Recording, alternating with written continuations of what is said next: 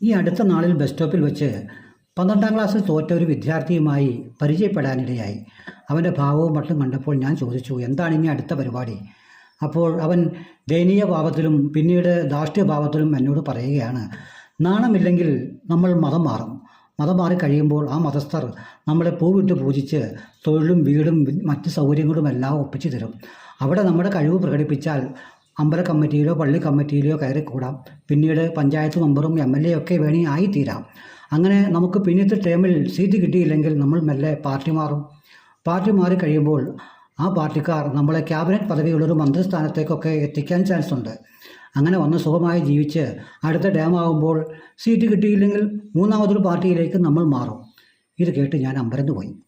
പുതിയ തലമുറ രാഷ്ട്രീയക്കാരെയും രാഷ്ട്രീയത്തെയും അതുപോലെ മതങ്ങളെയും മനസ്സിലാക്കിയത് നാം എങ്ങനെയാണ് എന്ന് ചിന്തിച്ചു നോക്കുമ്പോൾ അത്ഭുതപ്പെടുകയല്ലേ വേണ്ടൂ.